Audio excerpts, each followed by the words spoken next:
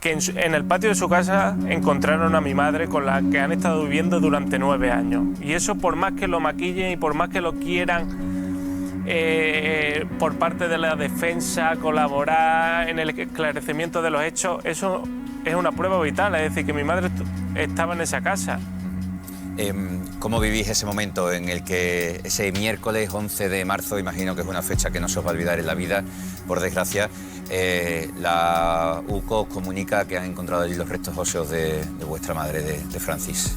Eso fue... ¿Cómo lo vivís en ese momento? Fue a las 6:33 de la tarde, Juan Pedro. Llegaron, yo los vi llegar, venían varios componentes, y yo los vi llegar y vi a la teniente como con los ojos vidriosos, y entonces yo no sabía si era bueno o era malo en ese momento, justo cuando venía hacia abajo.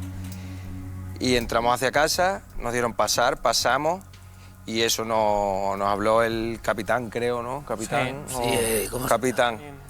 Y nos dijo, hemos hallado restos óseos y creemos que pueden ser los de tu madre, los de vuestra madre o los de tu esposa. Y para mí ese momento fue un momento de alegría, de alivio. O sea, yo en ese momento, cuando me lo dijo, fue como que algo salió de mí. Yo me sentí libre, sentí alivio en ese justo momento. Sí que es verdad que en ese momento bien, luego llegué a mi casa por la noche y no tuvo nada que ver totalmente el sentimiento, pero en ese justo momento es como si me hubiera aliviado una carga dentro de mí. ¿Cómo lo vivisteis, Diego? Pues te lo he dicho, que no nos cayó de novedad porque esperábamos eso, que estaba allí. Y entonces, pues en ese momento, al revés, nos dio como que ya había acabado todo. Y acababa de empezar. Acababa de empezar también el duelo. Bueno, estamos con la parte número 2 de esta entrevista a los familiares de Francisca Cadenas, que estamos realizando por aquí en este fin de semana de mayo. Justamente, bueno, el padre incide, ¿no?, en que creían que estaba ahí, ¿no? En muchísimas ocasiones habían puesto el ojo en alguno de sus vecinos, ¿no? Tenía que ser ahí, y al final resultó que sí. La UCO descubrió los restos mortales en la casa de uno de sus vecinos que literalmente veían prácticamente todos los días, y habían asesinado a su familiar, y no se descubre hasta prácticamente una década después. Bueno, por otro lado, ¿quién se iba a esperar que 9 años después los restos óseos estuviesen en esa casa, en el interior de esa casa? También, por su parte, quizás muy confiados en la poca capacidad, ¿no?, pensarían ellos, de los agentes de la Guardia Civil a la hora de esclarecer los hechos. ¿Esa manera de hablar quizás pensáis que está relacionada con un exceso de confianza? Sí. Yo creo que... ¿Se pensaban que 9 años después iban a salir impunes? Yo creo que sí. Ellos se lo tenían crédito. Yo creo que sí, porque al principio todo salió muy bien. Es decir, José Antonio llama a su puerta, mi madre ya está dentro, retenía, amordazada. Aparece un guardia civil, mira la casa a 2 pasos. Es como que se van pasando cosas que no llegan a descubrir lo que realmente tenemos aquí, y yo creo que eso le hizo a ellos como coger más fuerza y decir, esto ya no lo averiguan nunca, o sea, no van a venir a nuestra casa a levantarnos al patio porque no tienen nada. Entonces yo creo que ellos mismos se creían que eran inocentes, es decir, ellos lo tenían tan... Claro, es que al final el problema fue que entraron allí el primer día y ya eso se descarta, ¿no? Con la luz apagada, con una linterna que ni funciona y tal. Y claro, como supuestamente se hizo tan bien ese trabajo y se entró a esa casa, pues ya lo descartamos por completo. Y de ahí 9 años. Tan interiorizado que no habían hecho nada, que no eran culpables, que ellos mismos se creían inocentes, pues si no, el tipo de declaraciones que hace... Desde mi punto de vista, que al final siempre solamente habla Lolo, Julián no ha hablado creo que en ninguna televisión, es Lolo, al final es, digamos que es la voz, ¿no?, de ambos, en mi opinión. Y lo tenían todo, y yo creo que no la han sacado por el hecho, volviendo a la pregunta de que si esperábamos encontrarla allí, no la sacaron también por lo mismo, vuelvo a repetir, por José Antonio al momento estaba allí, entonces por eso yo creo que no la sacaron. Y luego fueron pasando las circunstancias y fueron confiándose cada vez más, es decir, aquí nunca la van a encontrar, por eso no la sacaron. Yo creo que si hubieran tenido alguna duda, algún tipo de duda de que iban a entrar, quizá lo hubieran sacado. La única vez que hemos conseguido que Julián hablase en televisión fue con la compañera Lourdes, sí. Con unas declaraciones que, transcurrido el tiempo, son cuanto menos llamativas. Pues precisamente Lolo también se dirigía, cuando salía de esa casa, al día siguiente ese... Bueno, por lo que vemos y por lo que dice la familia, prácticamente nunca sintieron esa presión de tener que sacar ese cuerpo de ahí, de su propia casa, porque absolutamente nadie había investigado a esta gente, absolutamente nadie, ¿no? Y al final nos encontramos con esa posición, ¿no?, en la cual tenían ellos, que era comodísima, ¿no? Jueves, día 12 de marzo, y se dirigía precisamente a José Antonio. Esto era lo que le decía. Madre mía.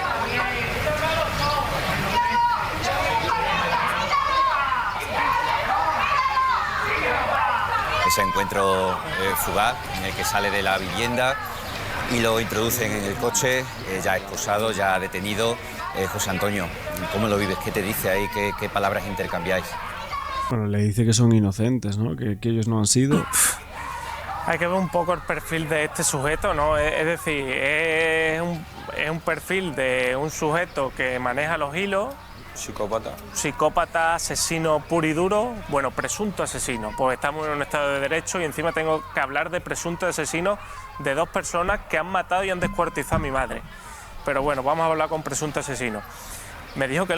Y que le han tenido 9 años ahí en su casa, en el patio, y pasaban por encima todos los días y decían burradas de ella mientras la familia la seguía buscando y todo el pueblo la seguía buscando, y ellos aún con deseos sexuales sobre una mujer a la cual ya habían terminado con su vida de una paliza brutal. No sabía nada. Que ahora, si nos retrotraemos, es decir... En ese momento te dice, yo no sabía nada. Yo no sabía nada, es decir, Sí. vamos a pensar y analizar la situación, es decir, compartes una vivienda con otro sujeto, que en este caso es tu hermano, Julián, la compartís, los días posteriores mi padre Diego y mi hermano Javier también escuchamos ruido de martillo y cincel, es decir, lo sabía todo, era conocedor de todo. Yo pienso que los dos No sé. asesinaron a mi madre. No solo eso, a ver, asesinaron no es a mi un- madre. Y luego también porque él argumenta mucho que por el hecho de que él estuviera en el hospital con su padre, le exime de que él no hiciera nada. Es su coartada. Es su Siempre, coartada, sí. pero eso no lo exime. Es decir, él está toda la noche con su hermano Julián en la vivienda. Es decir, tienen muchísimo tiempo para hacer todo lo que hicieron con mi madre. Y también por la autopsia preliminar, las lesiones que hay en el cuerpo de mi madre, es muy poco probable que se le hiciera a una persona. Mi madre de tren superior para arriba está destrozada. Vale, esto obviamente tiene que ser muy duro también para la familia comentar este tipo de cuestiones en emplazamientos públicos, ¿no?, en esta televisión, para el canal de Extremadura, pero lo que yo decía, ¿no?, creo que se estaba haciendo hincapié en cuestiones exteriores, que si medios de comunicación, que si periodista, que estaban diciendo algo de la autopsia que no era verdad. Bueno, ese tipo de cuestiones a las cuales estábamos adentrándonos, cuando en realidad creo que esto es un poco la clave, ¿no? A entrar aquí. Fueron los dos. ¿Tiene coartada? Sí, ¿coartada para qué hora, no? Hasta las 11, dice él en televisión. Hay que comprobar eso, a ver si no era a las 9, ¿no? Y a las 11 ya estaba en casa, cuando supuestamente ya la habría agredido. No sé, creo que hay que entrar ahí. La autopsia, ¿qué dice, no? ¿Realmente solo una persona puede llegar a propiciar tal paliza? Exacto. Diego, tú sí entraste en esa vivienda esa noche. Sí. Entré, pero entramos 4 metros si acaso y apenas había luz. Y el civil que entró, lo que hicimos fue correr la comedia. Salió, vámonos, aquí ni nada. Allí no se buscó absolutamente nada. Nada. Porque por eso no se dio con nada, porque no se buscó nada. Si no se hubiese dado. Durante todos estos años, 9 años, estas personas sí es cierto que han cambiado su comportamiento con vosotros. Ellos llegaron a asistir a alguna de vuestras bodas, ¿no? Sí, a la mía. A tu boda, Javi. Durante estos 9 años también vosotros habéis asistido a los funerales tanto de su tío como de su padre, que en el momento de los hechos compartían esa vivienda, vivían allí. En esos encuentros en los funerales, Javi, ¿qué te sucede con uno de ellos? ¿Tú vas a darle el pésame? ¿Y cuál es la conversación? Con ambos, yo se murió su tío, entonces, bueno, pues como vecino del pueblo, pues yo creo que no podía ir al entierro porque tenía guardia o algo así, bueno, pues digo, pues voy al tanatorio. Fui al tanatorio, llegué, le di el pésame y nada, me quedé por allí y me empezó Lolo a decir, oye, ¿cómo va lo de tu madre? No recuerdo qué año fue esto podría ser... Su tío murió, no sé, 20, 21, no lo sé exactamente, 22, no sé el año. Entonces, ¿qué tal va lo de tu madre? Digo, pues nada, digo, no sabemos nada, digo, ahí están investigando y es lo único que nos dice, investigando. Dice, pues vaya a ver si tenéis suerte, dice, porque nosotros por lo menos vamos a tener un sitio para poder ir a llorar. Al año posterior, a los 2 años, creo que al año, porque en el 23 no creo que haya sido, se murió su padre. Lo mismo. Yo volví al tanatorio, no sé por qué, pero volví al tanatorio, no fui al entierro. Y entonces en el tanatorio lo saludé, le di el pésame y lo mismo, ¿qué tal? ¿Cómo va lo de tu madre? A ver si tenéis suerte, hombre, ya averiguáis algo, porque tú date cuenta de lo que estáis pasando, lo que estáis viviendo. Y tú no le di importancia porque yo no tenía una certeza de que mi madre la habían asesinado ellos, o presuntos asesinos, ¿no? Quisiera imaginar que una persona que se te acerca a interesarse por la situación de la desaparición de Francis, pues está detrás de todo esto, ¿no? Claro. O es conocedor o es presuntamente conocedor de todo esto. Claro, entonces lo que ahora, ya de que sabemos todo, a mí lo que más me duele no es ir al entierro de sus familiares, ni mucho menos. Lo que me duele es que al final... si analizas la situación fríamente, es dolorosísimo. O sea, le he dado la mano a las personas que han hecho lo que han hecho con mi madre. Eso es lo que más me duele a día de hoy. No el hecho de haber ido, porque para mí no tiene importancia eso. Lo que más importante, incluso ni esas palabras quizás. Yeah. A mí lo que me duele realmente es que he tocado las manos de las personas que han hecho lo que han hecho con mi madre. Las palabras. Ostras, es que al final eso tiene que ser durísimo, ¿no? Psicológicamente hablando tiene que estar atormentando, ¿no? A los hijos de Francisca Cadenas en torno a este tipo de cuestiones, ¿no? Les daba la mano, los abracé en algún momento a esta gente porque eran mis vecinos, porque fui a ese tanatorio, porque justo les había fallecido una persona y yo había ido ahí. La verdad que esta es una situación que, claro, ahora lo piensan a posteriori y ven las cosas de una manera muy jodida, ¿no? Pero bueno, aquí es donde entra el tratamiento psicológico que tienen que llevar estos hombres, porque evidentemente es durísimo, ¿no? Ahora también son dolorosísimas si te paras a analizarlas. Es decir, se estaban riendo de mí en mi cara y yo inocente de todo, pues allí siendo una persona normal, lo que haría cualquier persona, creo. Sí. Muy duro todo. Verónica Guerrero, abogada de la familia, muy buenas tardes. Hola, ¿cómo estáis? Bueno, aquí compartiendo estos momentos tan duros. La verdad es que es muy complicado y es de reconocer el valor que están teniendo hoy para dar la cara y compartir con todos los extremeños todo lo que están viviendo. Verónica, vamos a hacer un pequeño paréntesis en esta conversación para hablar del recorrido judicial. Nos encontramos en plena fase de instrucción. ¿Cuáles son las declaraciones, los testimonios, las pruebas que quedan por conocer o por practicar? Queda todo. Es que daros cuenta que parece que ha pasado mucho tiempo, pero es que ¿cuándo ha pasado? 2 meses. Sí, o sea, justo. realmente... Bueno, hablamos de siempre en este tipo de casos, primer mes, un boom mediático tremendo y luego se evapora y luego al tiempo irán saliendo más cosas, más noticias importantes en torno a los presuntos y luego pues ya el juicio, que dicen que va a ser dentro de mucho tiempo. Bueno. Claro, ha pasado muy poquito, entonces...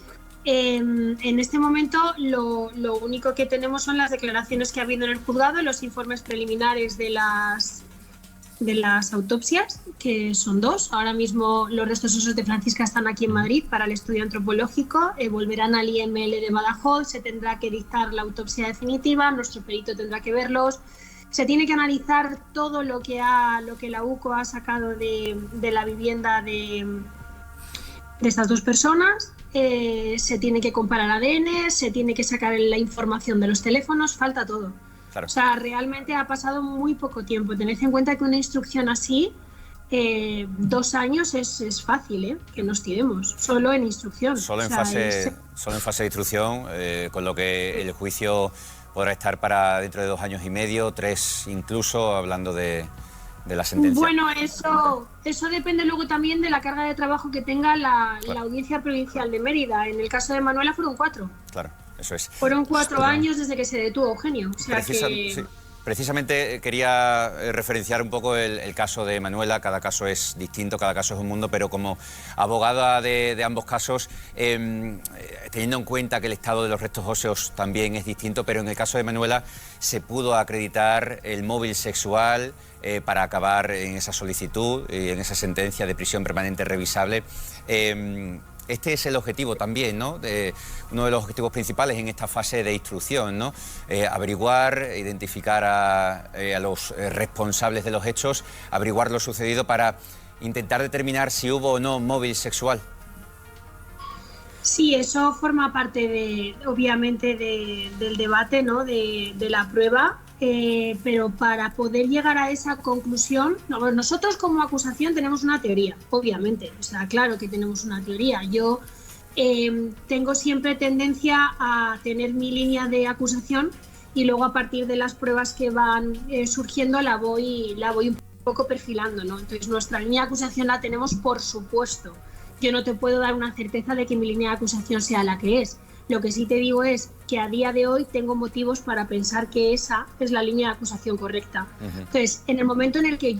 Bueno, obviamente va a tener el objetivo de tratar de demostrar la presunta agresión sexual. Veremos con la autopsia definitiva qué es lo que dice. Obviamente la familia habla de que era una mujer de rutinas y que obviamente sus vecinos pues sabían perfectamente sus horarios y justo ese instante en el cual quedaba sola, ¿no? Al resguardo de absolutamente nada ni nadie que la pudiese amparar, y fue ese momento de debilidad y de indefensión, porque ella no se pudo defender en ningún momento, en donde estos dos sujetos supuestamente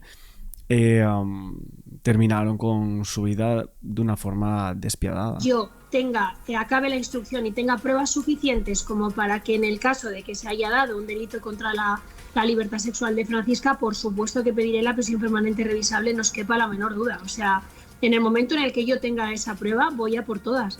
Y para eso la acusación es acusación, para sacar la verdad de lo que ocurrió, con o sin prueba directa. La prueba indiciaria, en el caso de Manuela, cobró total eficacia, y ¿quién me dice aquí que no puede ser igual? Claro, como decías, también hay otros debates que sobrevuelan en este caso, que son los debates o las cuestiones relativas a la autoría de los hechos, de uno u otros hechos. En principio parecía, Lolo desde el principio ha intentado desmarcarse, ¿no?, de estas acusaciones de los hechos, pero lo cierto y verdad es que ahora los dos están en prisión provisional comunicada y sin fianza, y eso es una decisión también muy importante por parte de la audiencia, ¿no? Ratificada. Eso es, ratificada sí, porque también. Es que no sé, yo hay veces que veo programas en los que... ratificada el pasado 26 de abril, sí, si no me equivoco. Sí, que por eso digo que yo a veces veo programas y veo debates en los que me quedo absolutamente asombrada, porque aquí la posición de Lolo se pone en duda, pues la pondrá en duda la gente, porque yo no la pongo. O sea, bueno, ni la audiencia tampoco, que para eso lo mantiene en prisión provisional. De hecho, los motivos por los que se mantiene en prisión provisional, obviamente no voy a entrar en ellos porque forma parte de las actuaciones, pero vamos a ver, que es que lo ha dicho José Antonio, es que ese cuerpo estaba ahí dentro, y ahí dentro viven 2 personas que se llaman Julián y Manuel. Entonces... Bueno, viven y convivían con el cuerpo, y obviamente hay grabaciones donde él sabía perfectamente que ahí estaba, ¿no? Teniendo en cuenta la hora a la que llega Manuel a la casa, que no lo digo yo, lo ha dicho él, además lo acabo de escuchar que lo dijo delante de los micrófonos, sí. Pues hombre, yo creo que entre el escaso tiempo que desaparece Francisca y que llega Manuel, no sé muy bien dónde está la duda de mantener a Manuel dentro de una posible y presunta autoría, ¿no? No solo faltaba. Desde luego yo lo tengo claro como tesis de acusación. Lo que hay ahora es que probarlo y de momento vamos por buen camino. Ajá. En todo este camino de la fase de instrucción se plantea también, al igual que en el caso de Manuela Chavero, esa reconstrucción. ¿Está solicitada o hay que esperar un poco a tener las testificales y todas estas declaraciones que se están sucediendo durante estos primeros compases un poco más perfiladas? La reconstrucción es una prueba más. Realmente os voy a decir una cosa, la reconstrucción es una declaración. O sea, si ellos participaran en la reconstrucción, que pueden no hacerlo, están en su derecho, para eso tienen su defensa que decidirá si participan o no.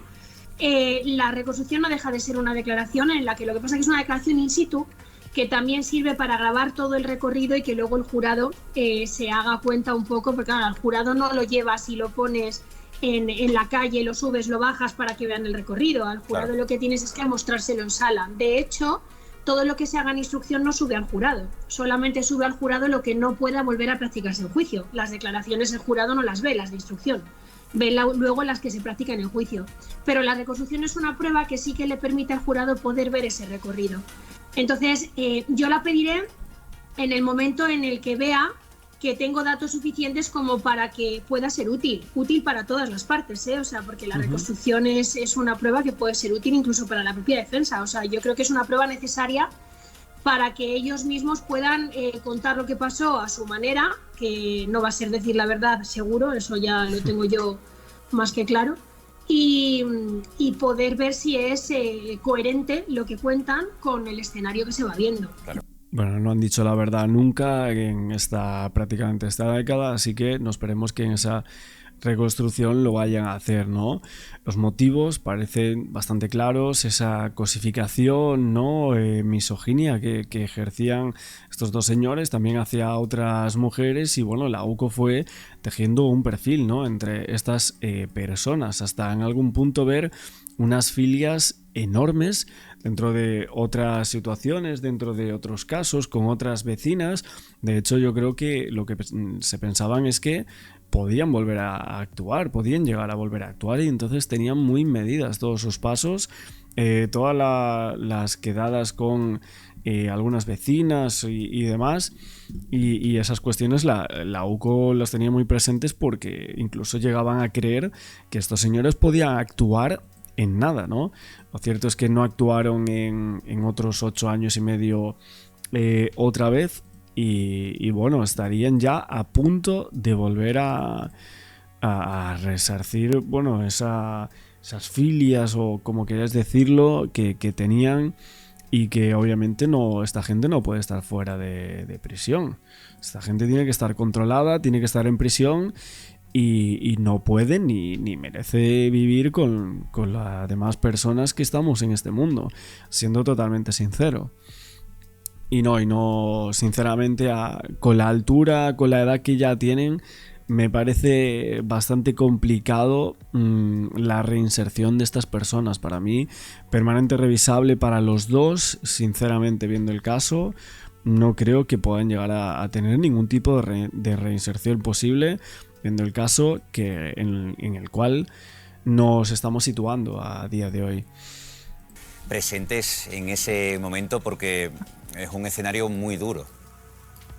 Ellos no tienen por qué estar en la reconstrucción. La reconstrucción está en las partes, y está, por supuesto, ¿no?, su señoría, el secretario judicial, el Ministerio Fiscal, por supuestísimo sus abogados, y yo como acusación, pero realmente ni José Antonio, ni Javi, ni los Diegos, como yo los llamo, tienen por qué estar allí. O sea, ellos podrán ir, podrán estar en la calle, pero desde luego dentro de lo que es la práctica no pueden estar. La verdad, una crack, Verónica Guerrero, me parece como muy cercana, ¿no?, a las familias con las que trata. Ahora la tendremos otra vez en el caso de Esther López, estuvo en el de Manuela Chavero, en otros casos mediáticos aquí en España, en donde pudo probar su acusación, y bueno, en el de Francisca Cadenas, que la llevamos siguiendo todo este tiempo también. Seguiremos analizando esta entrevista poco a poco porque es bastante larga toda la entrevista de los hijos y el viudo de Francisca, pero importante también en sus conclusiones porque ellos son los que realmente saben lo que ahí ha ocurrido y ahora pues atan absolutamente todos los cabos en torno a la muerte de su familiar. Esta semana se cumplen 7 años de la desaparición de Francisca Cadenas, vecina de Hornachos. Desaparecía justo al lado de su casa cuando salió a despedir a unos amigos. Dejó la puerta entreabierta como cuando uno se predispone a regresar de inmediato, pero nunca volvió y nunca más se volvió a saber de ella. 7 años de intriga, incertidumbre e impotencia entre sus familiares, amigos y vecinos. Todos la siguen teniendo muy presente, sobre todo porque nada ha vuelto a ser igual. Esto de gente, la Guardia Civil. Yo me quedé como en shock, con mucha tristeza, con muchas ganas de llorar, con mucha pena. Era una vecina muy querida. Ya no es igual que sin Francisca Cadenas. Ya cambió mucho. Pues vamos a saludar ya a las personas que hoy nos acompañan aquí en el plató de Conexión Extremadura. Está con nosotros José Antonio Meneses, hijo de Francisca Cadenas. Muy buenas tardes. Buenas tardes. Y también Diego Meneses, marido de Francisca Cadenas. Diego, muy buenas tardes. Buenas tardes. Gracias a los dos por venir también. Nos acompaña hoy en plató nuestra compañera Lourdes Aguilar, que suele estar en la calle, pero hoy, por ser periodista y por ser de Hornachos de toda la vida, también nos va a ayudar a entender lo que han vivido tanto esta familia de Francisca como también toda la localidad de Hornachos en los últimos tiempos, en los últimos 7 años, que se dice pronto. Lourdes, buenas tardes. Muy buenas tardes. Bueno, a ver, la primera pregunta, José Antonio. Quizás mucha gente en su casa se pregunte esto que te voy a decir, ¿por qué estáis hoy aquí, 7 años después? Pues la finalidad de venir hoy a plató es reivindicar lo que hemos reivindicado en estos 7 años, es desmaquillar un poco la realidad del mundo de los desaparecidos, desapariciones mediáticas, que todos las conocemos, que se han empleado todos los medios y recursos disponibles. En un periodo corto de tiempo, las familias han tenido una respuesta y mi familia lo que viene a reivindicar y a desmaquillar es un poco la enorme desigualdad de medios que hay a la hora de investigar y que no todas las investigaciones se pueden investigar, porque es decir, hay más desapariciones que investigadores, entonces algo falla. Diego, ahora vamos entrando poco a poco en materia. ¿Cómo estáis después de estos 7 años? ¿Cómo se vive? ¿Cómo es posible vivir, por llamarlo de alguna manera, y tú utilizas el verbo que consideres más oportuno, con tantas preguntas sin respuesta? Pues como podemos, se vive. Otra cosa, porque preguntas hasta la hora y la fecha no hay ninguna. Estamos igual que el primer día. Nosotros hablamos con todos los que investigan, pero no nos dicen nada final. Entonces la clave es que no sabemos lo que ha pasado todavía. Lourdes, 7 años en los que todavía dicen, en el que se encuentran como si fuera el primer día. Yo, Juan Pedro, los escucho hablar y es que me remonto a esos 7 años cuando yo me enteré al día siguiente, justo yo no me enteré esa misma noche, fue al día siguiente, y cómo todo el pueblo pues, se reunía justo en la calle Hernán Cortés y también en la calle Nueva, preguntándose sobre todo que cómo podía haber pasado esto en un pueblo tan pequeño, y también destacar que justo 2 meses antes, no sé si lo recordáis, también desapareció un vecino allí en Hornachos y que apareció pues 2 días después. Entonces, incluso ellos a lo mejor también tenían la esperanza de que era de estas características, pero iban pasando los días, los vecinos de Hornachos pues nos hacíamos las mismas preguntas incluso que ellos, ¿qué ha podido pasar? Y 7 años después seguimos igual. Al principio hubo un gran movimiento vecinal, todo el pueblo se echó a la calle, pero ¿qué faltó en esos primeros instantes, en esas primeras semanas y primeros meses? Lo que faltó es lo que ha faltado siempre en esta investigación, es decir, nosotros en todas las concentraciones que hemos hecho, la única finalidad con la que hacíamos estas concentraciones es para que el caso lo llevara a la UCO.